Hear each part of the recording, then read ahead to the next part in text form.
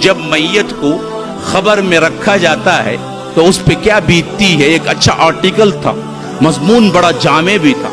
وہ کہتا ہے کہ ہم نے جب سائنسی لحاظ سے تحقیق کی تو یہ جسم جو ہوتا ہے نا, اندر جو جاتا ہے, تو اس میں سب سے پہلے تغیر جہاں ہوتا ہے وہ ناخنوں میں ہوتا ہے. ایک دن ایک رات کے اندر ناخن جھڑنا شروع ہو جاتے ہیں, اور پھر اس کے بعد اندر سے باڈی پکنا شروع ہوتی ہے, اور 3 دن نہیں گزرتے ہیں باڈی پوری کی پوری پک کے ایک ہی جگہ ہوتی ہے جہاں پھٹنے کے لیے اس کے لیے راہ ہوتی ہے, وہ پیٹ ہوتا ہے, اور پیٹ پھٹ جاتا ہے.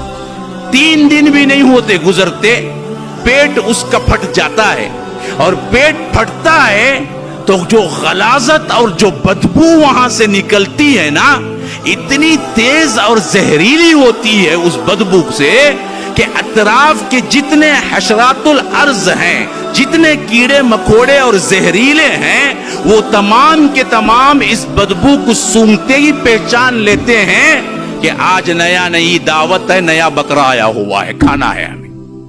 ہاں, اللہ نے وہ سینس رکھا ہے اس کے اندر.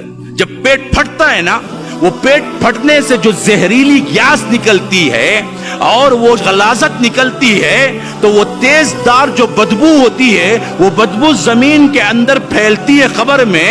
تو سائنسدان لکھتے ہیں, کہتے ہیں کہ وہ دراصل جیسے ہی آگے جاتی ہے تو مٹی کے اندر جو حشرات الارض ہیں اور خاص کر زہریلے کیڑے مکوڑے ہیں, ان کو وہ سینس جیسے ہی لگتی ہے, ان کو معلوم ہو جاتا ہے کہ نیا مردہ ابھی دفن ہوا ہے, کھانے کے لیے جمع ہو جاؤ, آج رات دعوت ہے.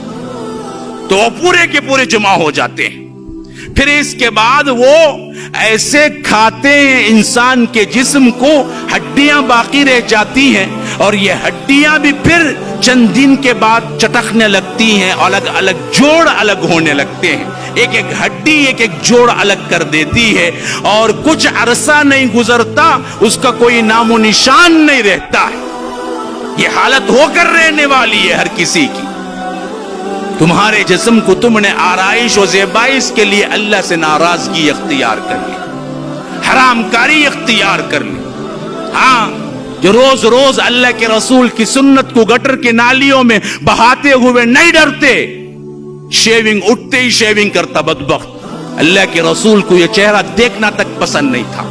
تم حوض کوثر کا جام لوگے شیونگ کر کے مر کے, یاد رکھو وہیں تمہاری کیا سختی شروع ہو جائے گی جب ملک الموت دیکھیں گے میت آئی ہے بغیر داڑھی کے, پکڑو اسے. نشانی تو لے کے نہیں آیا.